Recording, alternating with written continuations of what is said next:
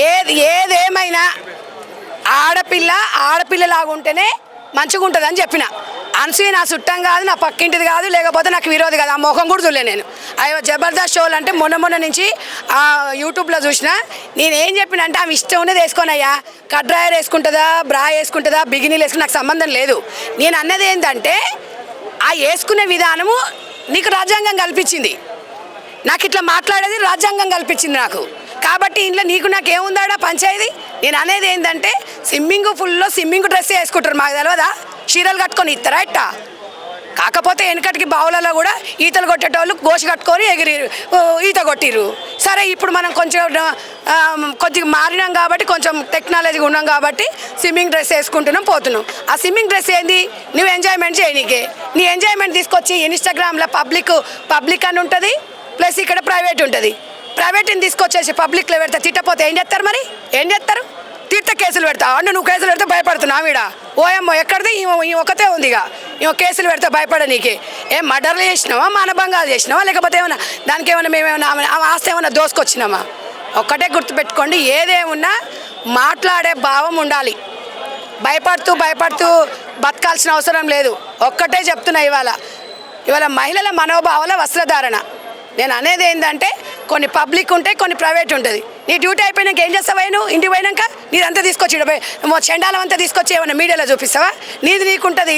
ఎవరికి personal life ఉంటుంది, ఎవరికైనా ఉంటుంది పర్సనల్ లైఫ్. పర్సనల్ని పబ్లిక్ చేయొద్దు, పబ్లిక్ని పర్సనల్. నేను రిపోర్టర్ని అని చెప్పేసి ఇంట్లోకి పోయి నేను రిపోర్టర్ని అంటే ఊకుంటుంది. మీ ఆమె ఊకోదు. పబ్లిక్ ప్రైవేట్కి ఇదే తేడా ఉంటుంది. నువ్వెంత ఢిల్లీకి రానిగా, నువ్వు ఏదైనా ఒక బిడ్డకు తల్లినే. ఇక రోజుకో ఫోటో, రోజుకో రీల్ రిలీజ్ చేస్తుంది ఆమె. ఏమిస్తుంది సమాజానికి? ఏమిస్తుంది? సంధ్యక్కలాగా మాట్లాడరు 100 మంది ఉన్నారు, వెనక నుంచి మాట్లాడుతున్నారు. మన 100 మంది కూడా మాట్లాడారు. ఎందుకంటే గట్టిగా తాకినాయి ఆమెకు.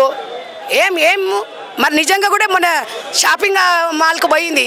100% నామూలంగానే వస్త్రధార నిజంగా కూడా చీర కట్టుకొని పోయింది.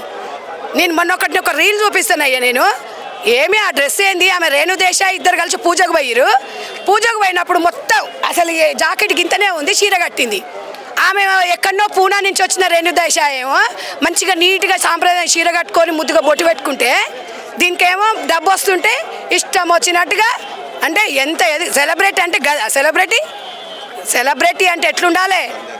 ఒక పద్ధతిగా ఉండాలి. సెలబ్రిటీ అంటే మనం మాట్లాడేటప్పుడు కొంచెం విధి విధానాలను చూసుకుంటూ ముందుకెళ్ళాలి, మంచి మెసేజ్ని ఇవ్వాలి. మీరు నా దగ్గరికి ఎందుకు వచ్చిరు? ఇవాళ అక్క దగ్గర ఏదో సబ్జెక్ట్ ఉంది అని వచ్చిరు. సబ్జెక్టు మాట్లాడేటప్పుడు కొంచెం జాగ్రత్తగా మాట్లాడాలి. 10 మందికి మంచి మెసేజ్ ఇవ్వాలి. చెత్త మెసేజ్ ఇస్తే మా దగ్గరికి ఎందుకు వస్తారు?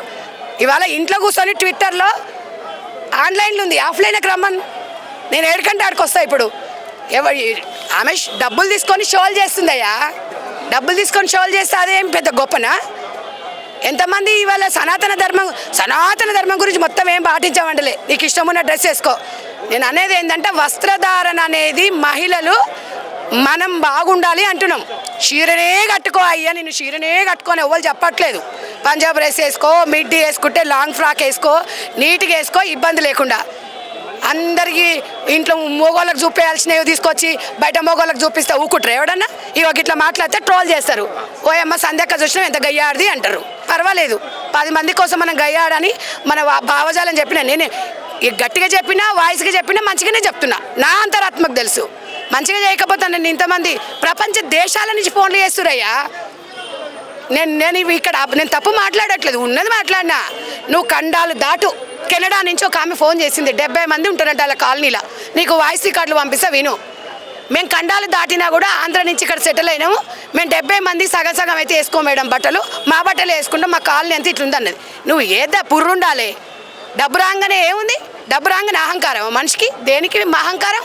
డబ్బు పదవులు ఇవన్నీ శాశ్వతం కాదు. వస్త్రధారం అనేది జీవితాంతం శాశ్వతం, సచ్చే వరకు కూడా. ఏం నేర్పుకుంటున్నావమ్మా? ఏం షోలు? జీవితం జబర్దస్త్ అనుకుంటున్నావా? గది చెప్తున్నా.